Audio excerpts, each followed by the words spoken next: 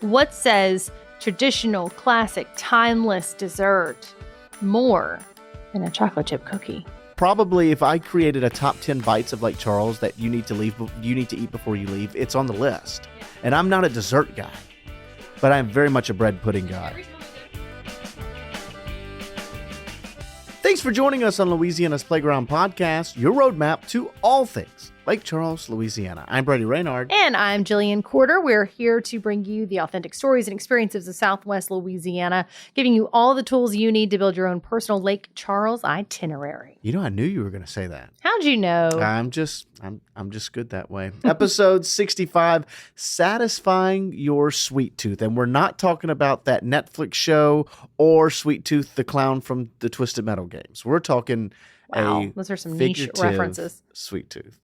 Your figurative sweet tooth. I love this episode. Yes. This is my favorite episode ever. A very delicious one. Yes, and exactly. So we kind of have a little bit of a game between each other that we're going to play a little bit later. But before we do that, let's have, in a way, a little bit of a sweet tooth as well with our On the Eats.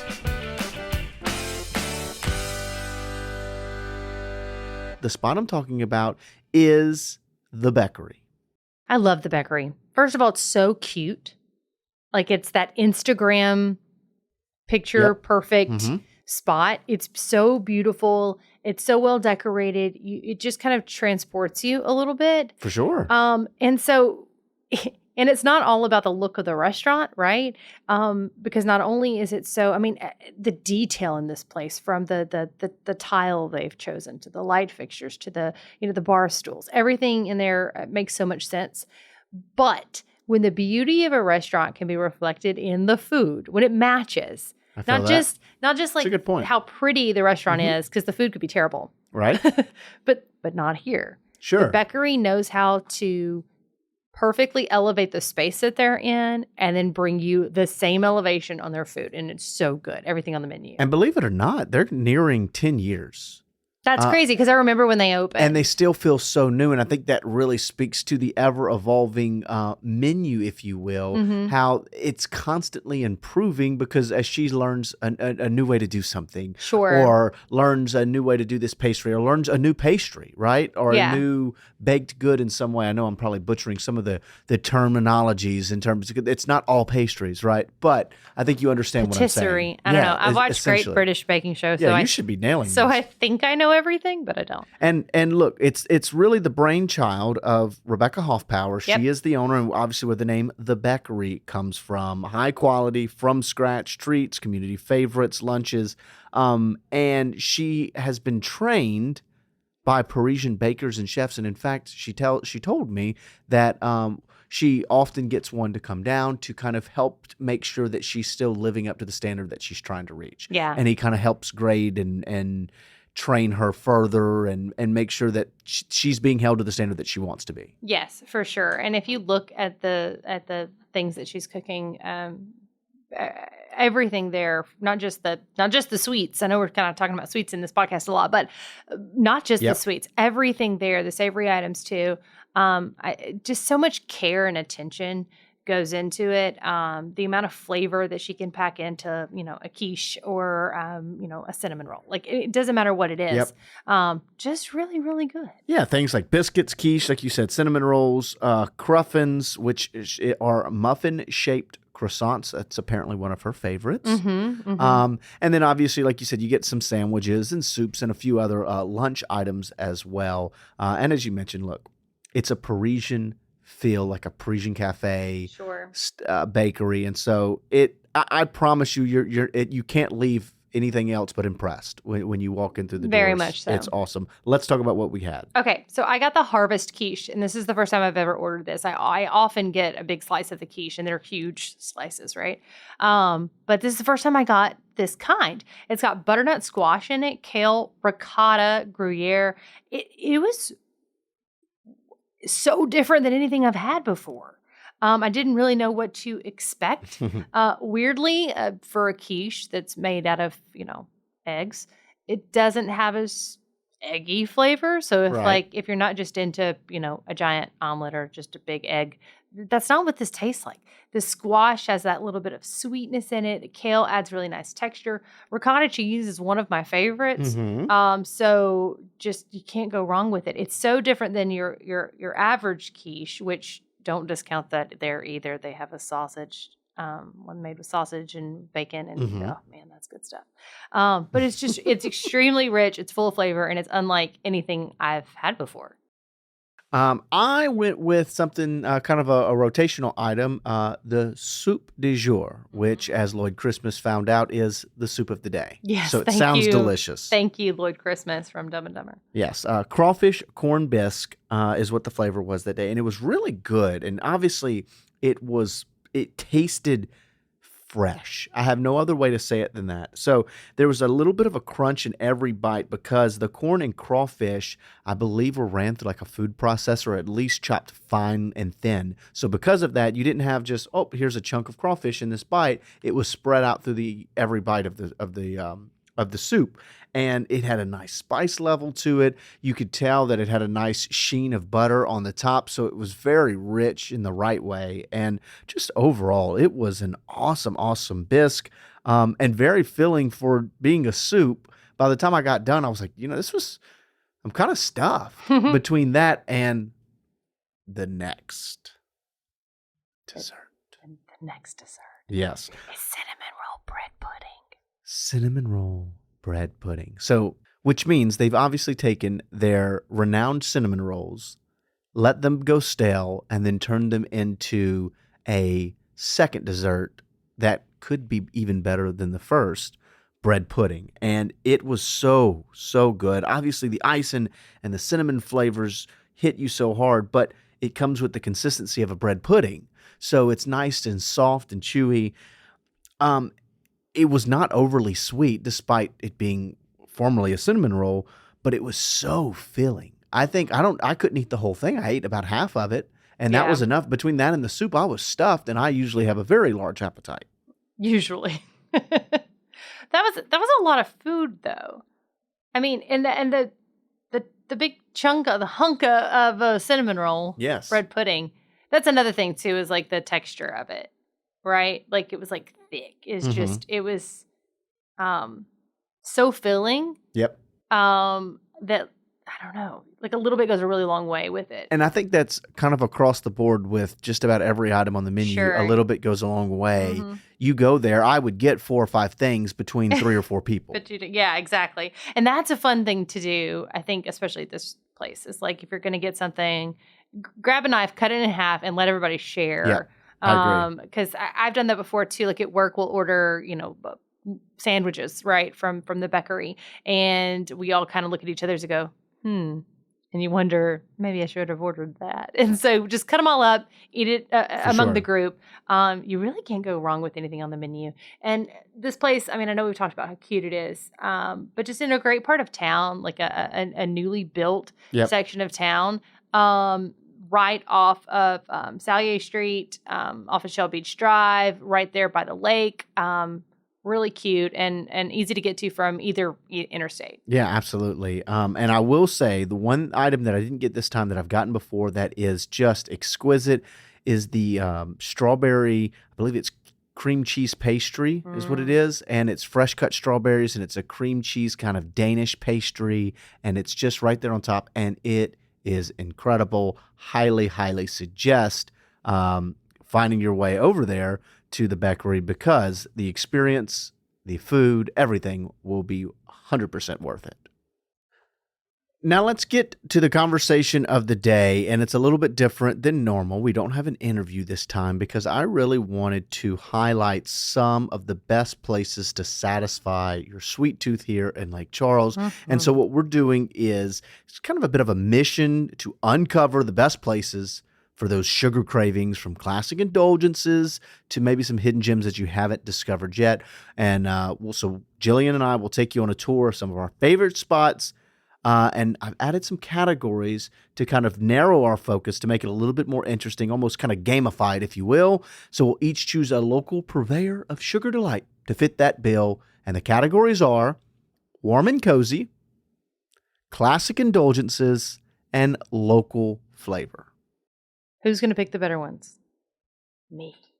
Press like if you think that, or retweet. Make sure to like and subscribe. Hit that bell for notifications. Ding, ding, ding, all that subscribe. stuff that they like to push down your throat. All right, let's get started. I will allow you to go first.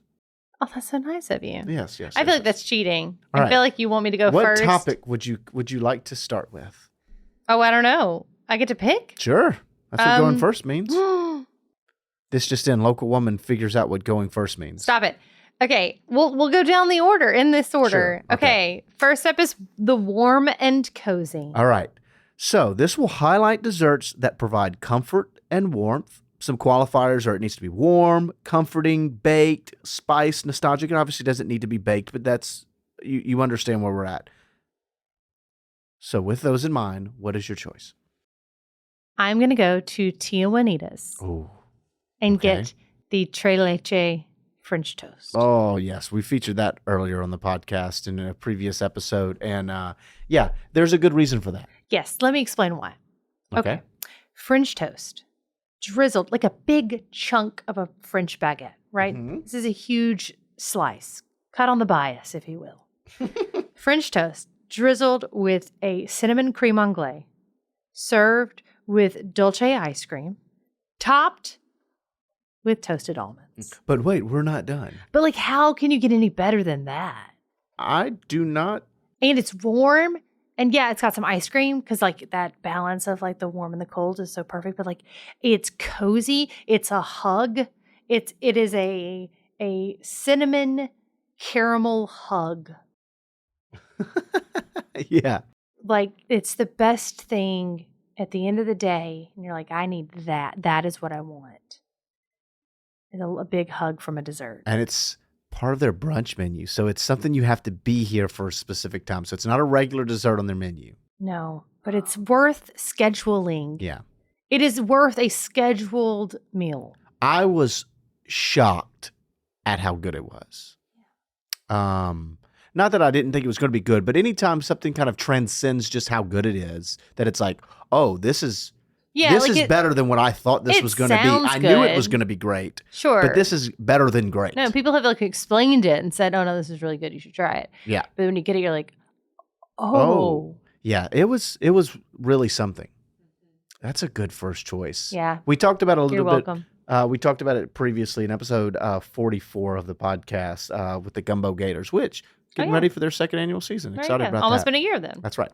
So my choice, if you know me, I know this will exactly be very what you're easy, say. and you guessed it earlier, and it doesn't surprise me. So she doesn't know all of my picks, but she did guess this earlier. I didn't tell her. My warm and cozy dessert is Paul's Rib Shack's blackberry rum sauce bread pudding. I mean, obviously. It's my favorite. Probably if I created a top 10 bites of Lake Charles that you need to eat before you leave, it's on the list. Yeah. And I'm not a dessert guy.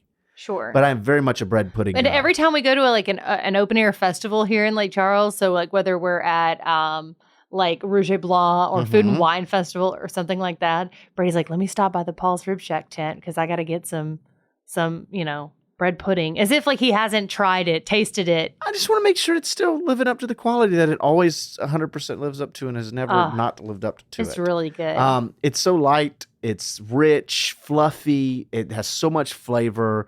And the blackberry sauce there, that's kind of the drizzle on top. It's kind of like the nice sweetness that a fruit sweetness that it kind of needed. It's sharp. It's like a sharp, tart taste. And it's the perfect bread pudding. There's nothing about the bread pudding that doesn't fit. Like it's rich enough. It's sweet enough. It's got that cinnamon flavor to it. It's got the perfect consistency and texture, and it's just amazing. I've never had it with a scoop of ice cream, but it would probably send me. But it doesn't need it. It might knock me out of the park if it did. And it does it. It does it. I 100% agree. The worst thing about Paul's Rib Shack's bread pudding is that there's a bottom to the bowl.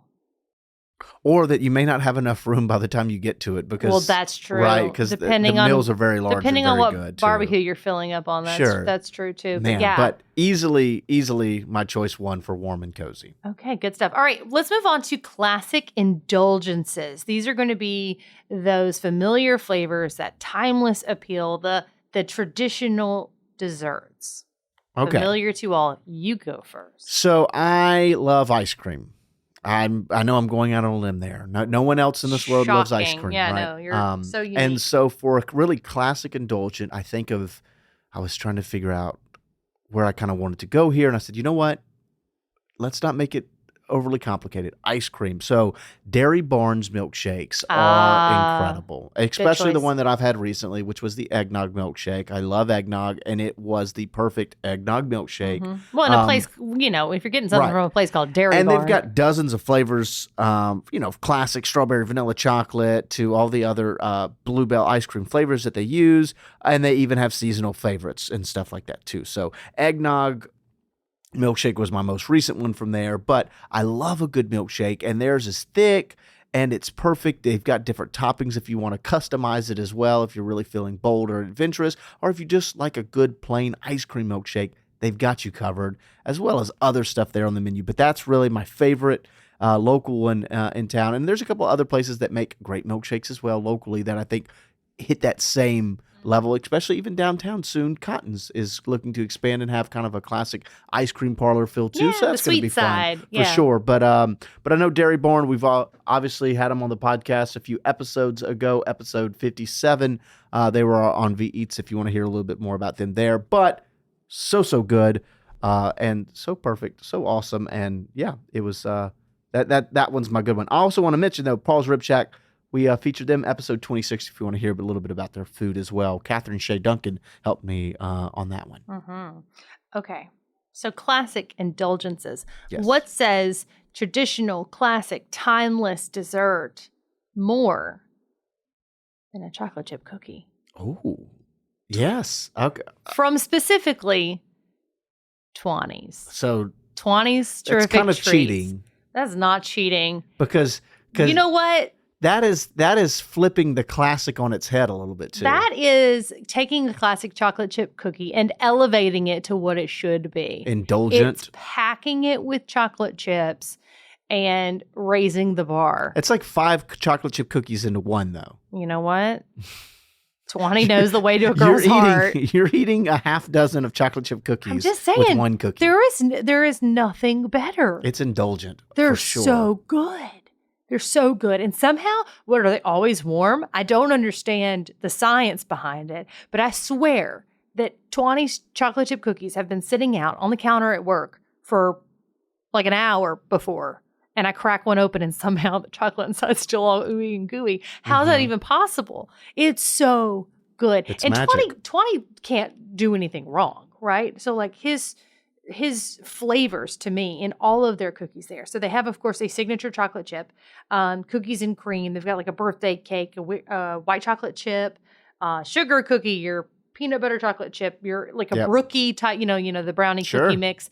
And then, of course, he does like seasonal flavors. So like his king cake cookie. Oh, so good. Also his cheesecake. I'm just giving another shout out for something traditional there. His cheesecake has become very, very popular cheesecake locally. And all the different flavors it comes in are so and their king cake. Good.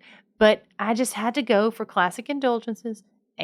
The chocolate chip cookie, the absolute king of chocolate chip cookies. I would call everything they do there indulgent. You're feeding your inner child when you go there. Oh, yeah. You know, it kind of makes you, it's a kid in a candy store type of feeling, right? With everything they make. Yeah. And Twani has done a great job. Antoine. Great story too of how he started just in his own kitchen, whipping things up and trying to start a business to the American dream. Like really, and to what he's doing now, and he's just kind of like a household name in this area of like this is the place to go. They do cookie cakes for parties and things like that. So it's just is awesome. Haven't done them on V Eats yet. Still waiting for that perfect intersection. But obviously we've plugged them here on the show a few times. And once again, very deserving of that. All right. Our last little qualifier here is local flavor. So we're looking for things that showcase unique flavors and or ingredients of Southwest Louisiana. So some of the qualifiers may be local source ingredients, regional specialties, some unique flavors. A lot of different choices here. And I had to stop myself from just choosing another style of bread pudding Because honestly, I should have just chose a bread pudding for each three because that is my favorite dessert. As I've gotten older, I've really leaned towards bread pudding, but I tried to be different and kind of think of some things that I really do enjoy. But as you go, snake style, it's your choice. Okay. I had a really hard time deciding between two things here.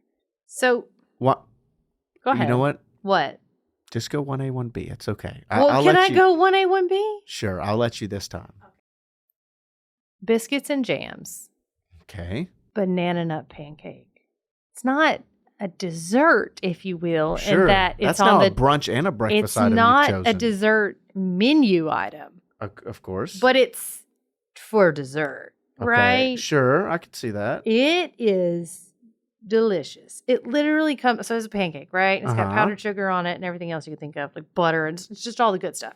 But like on the side, they've got this melted down, it's almost like you put a pecan praline in the microwave. Like it's this caramelized sugar, nuts, banana on top of it. It just, it's a concoction. I'm making a hand gesture that no one can see. It's like a volcano of sweet and yummy A volcano of delicious pancake goodness. flavor. Episode 36 of the podcast, we did do biscuits and jam, so it'd be an interesting contrast into what we got there. Although we may have gotten it there as well. I know I had the shrimp and grits. I want to say we got a pancake for dessert, but I can't remember if for the podcast we got for this dessert. one. For dessert. I don't know if we got this one and we talked about it on the podcast, but I've had it and it's delicious. It's very good. And I don't even like bananas. So that tells you how good it is. I don't even like eat fruit on a regular basis because I'm a weirdo. But that is really, really good. So what's 1B? Okay. Maybe it's a cop-out. But we live in Southwest Louisiana, and I find it unfair to go through this whole list of yummy desserts and not talk about a king cake. Okay, sure. I didn't include any king cakes only because that's it's why very I'm specific throwing it timing, under but that's fair. Local flavor and Sure. delicious donuts. King cake. Very good. So many flavors there. But personally, a cream cheese filled king cake is just where it's at. I agree. I mean, I mean, they do everything there, right? They do like boudin king cake and like their jalapeno cheese. And look, this isn't stuff. a cop out. I truly mean it.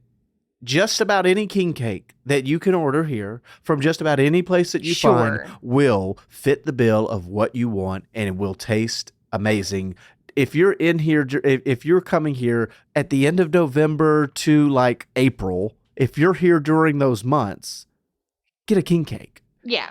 If you've never had one before, especially. But also, let's say you're not from here, right?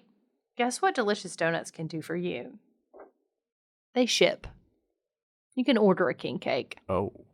I think it's like 1 to 2 day shipping. I may have made that up. I mean, would have to Order be pretty Delicious quick. Donuts Prime and and get your hands on one.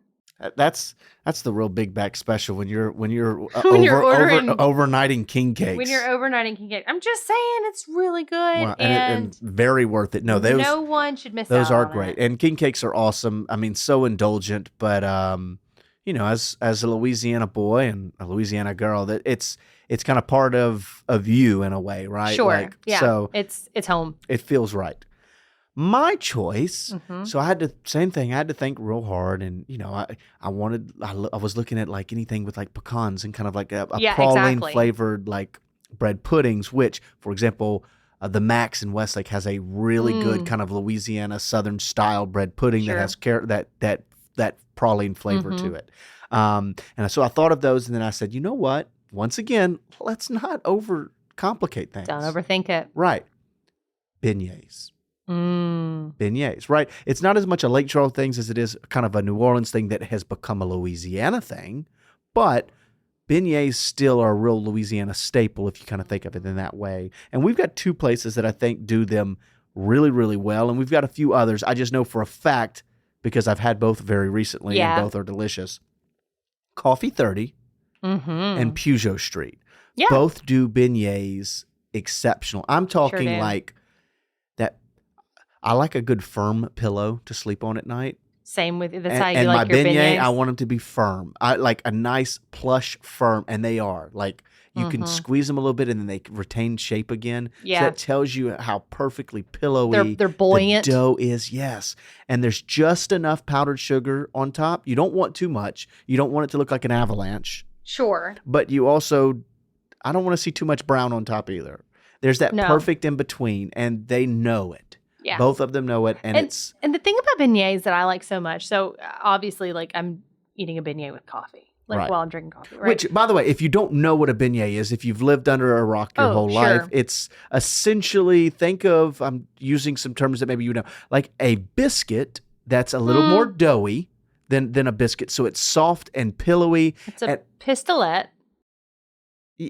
But once again... But I guess if you don't know a beignet, you probably don't know what that is either. Never mind. So think of it like a big, fluffy croissant-style biscuit, almost like it's very fluffy, and it has a nice... it's got a donut hole type texture.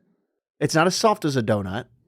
It's a little more pillowy. It is its own thing. It is. It is hard to describe. And then it has a nice coating, typically, of powdered sugar on the top. So it's very simple, but it really goes a long way. It's essentially like a lot of the same flavors of a donut. Sure. What I like about a beignet is that while the powdered sugar is obviously super sweet, right?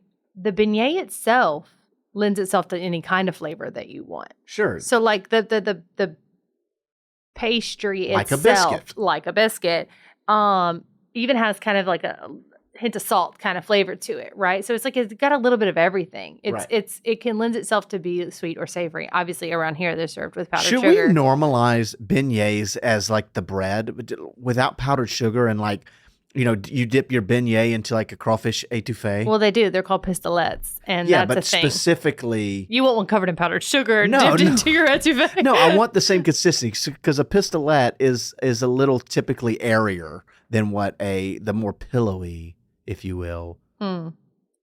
Okay. Beignet. But both Coffee 30 and Puzo Streets are very, very close to one another. They both nail that, and it's the little bit of sweetness, and it's something you'll kind of remember because it's one of those super simple dishes that capture your attention, which to me in the culinary world has to be the best food items are the really simple ones that you remember because of how good they are for being so simple. That's good stuff. So that was fun, right? That was fun. And I didn't feel like it was a competition because... And look... in this conversation about how to satisfy your sweet tooth, we all win. Yeah, there's no losers here, for sure. And so if you did like this style of episode, let us know, because we certainly can mix these in a little bit more. There's a ton of topics that we can do in our very food-centric and food-focused Southwest Louisiana culture that Louisiana has that is so special and so endearing. And we know that when you come down, you kind of live in it for the few days that you're here. Or if you do live here, then what you live in 365 days of the year. And it's so awesome and it's so Louisiana. And so if you do like it, shoot us a comment, shoot us an email, find a way to contact us and let us know, yeah, this was good. We liked it. So, yeah. What do you say about wrapping up this thing? Thanks for coming to play at Louisiana's Playground. C'est tout.